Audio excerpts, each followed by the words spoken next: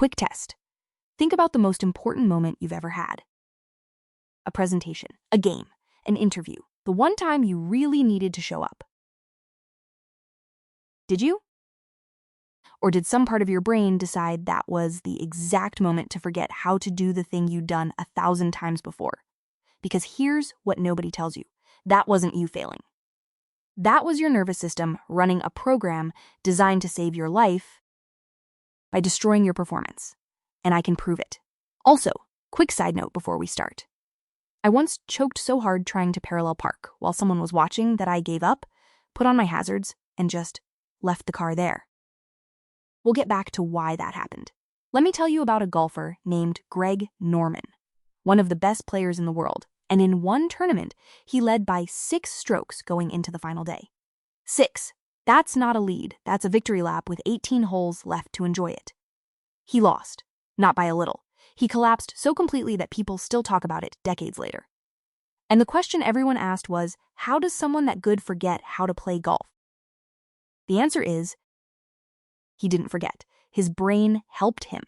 It helped him so aggressively that it broke him. Here's what happened.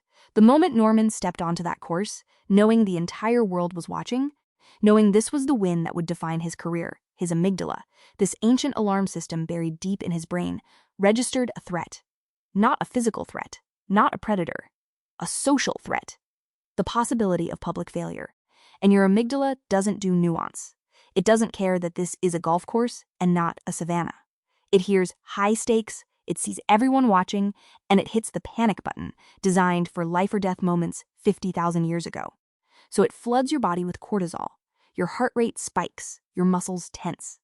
Blood rushes to your legs, because in the Ice Age, the correct response to being watched by something dangerous was to run.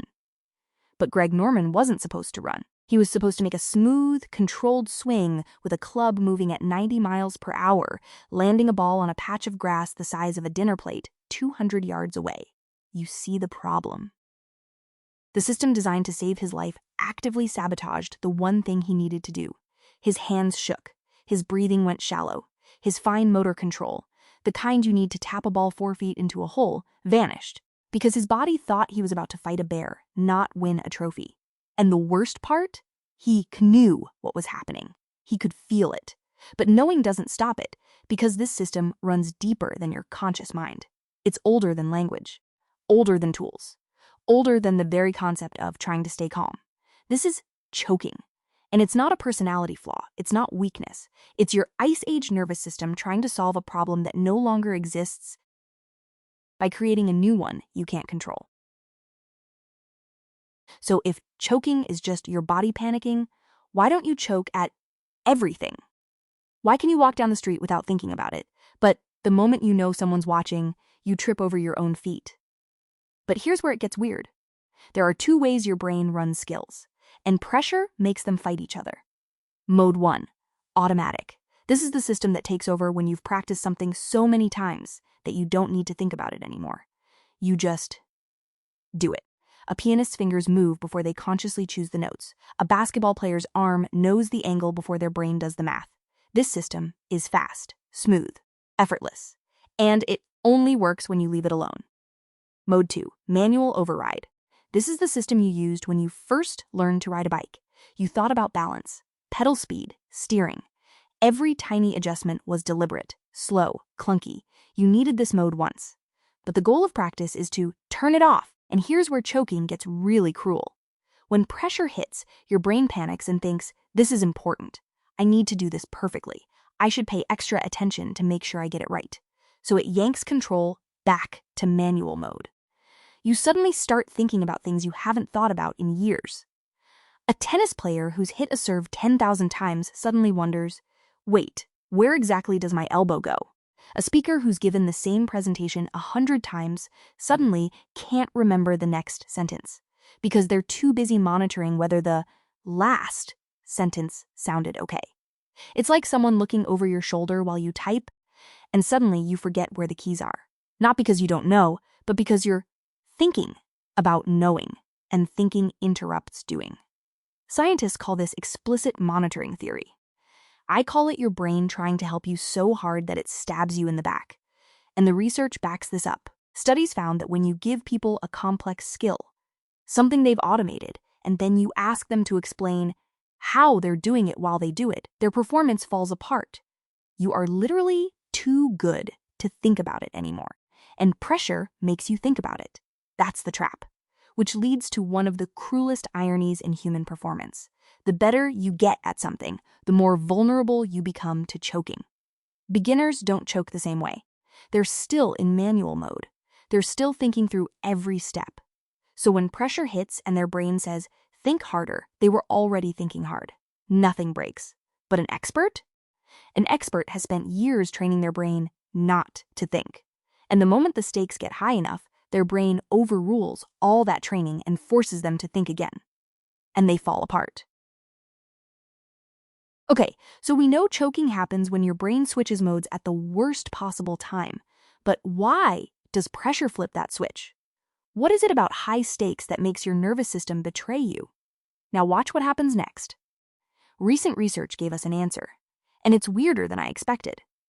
Scientists trained monkeys to perform a precise movement task. Think of it like a really specific hand motion they had to get exactly right. And they rewarded the monkeys with juice. Sometimes a little juice. Sometimes a lot of juice. Then they recorded the activity of hundreds of individual neurons in the motor cortex, the part of the brain that plans and executes movement. And here's what they found. When the reward was small, the neurons fired in clean, organized patterns. The brain said, do the task, and the movement system said, got it, and executed smoothly. But when the reward was huge, when the stakes were high, those same neurons started firing. Wrong. The signal got noisy, chaotic. The preparation for the movement drifted away from the optimal pattern, even though the monkeys were trying harder, not less. Let me translate that. Your brain doesn't just know the stakes are high and get nervous. The stakes being high physically disrupts the neural signal that controls precise movement. The bigger the reward, the worse the signal. The more you want it, the more your brain scrambles the instructions. It's like trying to send a text message during an earthquake and wondering why autocorrect is making it worse. And this maps perfectly onto what we see in humans. Studies tracked professional basketball players across entire seasons. Free throw shooters who hit 85% in practice. These are people who've taken that shot tens of thousands of times. And in the final minutes of close games, when it mattered most, their accuracy dropped. Not because they forgot how, but because the pressure itself degraded the signal between intention and execution. Your body is running software that was never designed for this. Pressure was supposed to mean predator nearby, or fight happening now. Situations where you need maximum strength and speed, not finesse, not precision, not calm. So when your ancestors faced a high-stakes moment, their nervous system flooded them with energy, locked their muscles, sharpened their vision for threats, and got them ready to move hard and fast. Great for surviving, terrible for sinking a putt. The problem is, modern high-stakes moments don't require strength. They require steadiness. And your amygdala can't tell the difference between a predator and a presentation, between a rival tribe and a rival team. So it runs the same program, every time, even though the program is now the problem. So at this point, you might be thinking, okay, fine, I understand why I choke. But can't I just not do that? Can't I just tell my amygdala to chill out? Short answer, no. Long answer, absolutely not, and here's why. When you try to talk yourself down from a panic response, you're using your prefrontal cortex, the rational, slow, thoughtful part of your brain, the part that plans, the part that says this isn't actually dangerous. But your amygdala doesn't report to your prefrontal cortex. It's older, faster, and it has priority access to your body's control systems. By the time your prefrontal cortex says, hey, we're fine, this is just a meeting, your amygdala has already flooded your bloodstream with cortisol, spiked your heart rate, and locked your muscles into threat mode. You can't think your way out of a system that operates before thought. And here's the part that makes it even harder. The act of trying to stay calm can make it worse, because now you're not just performing the task. You're also monitoring your anxiety, trying to control your fear, and that takes up mental resources you need for the actual task.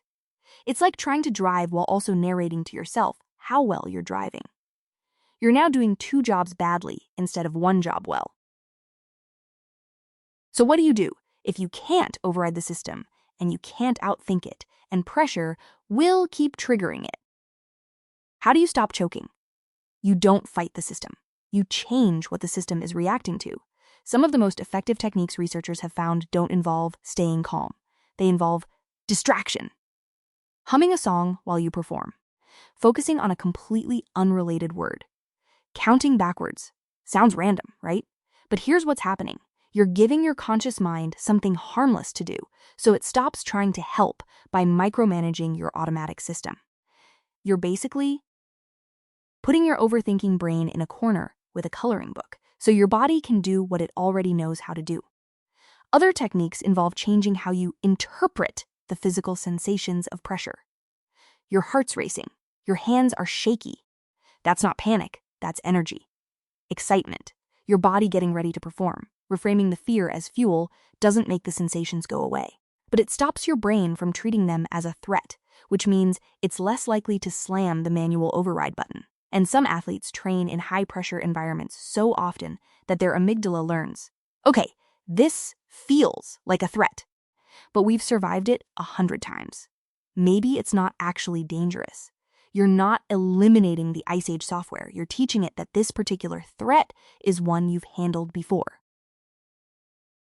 So here's where we are. You choke because 50,000 years ago, pressure meant danger. And your body still believes that. It floods you with hormones designed for survival, not success. It forces you to think about skills you've automated. And it scrambles the neural signals you need for precision. The cruel joke is that the better you get at something, the more you have to lose by overthinking it, which is exactly what pressure makes you do. You're not broken. You're not weak. You're just running ancient code on modern problems. And sometimes the code wins. But now you know what's happening, and that's the first step to working around it. You can't reprogram your amygdala, but you can learn to recognize when it's lying to you, when the threat isn't real, when the shake in your hands is just energy, not fear. And maybe next time the stakes are high, you won't fight your body. You'll just let it do what it already knows how to do. And that is why you choke when it matters most. If you want to see how this same system makes you freeze when you should be running, I made a whole video about that. Links up here. And if you don't want to miss the next one, subscribing helps more than you'd think. And if you're still here, thank you. I'll see you next time.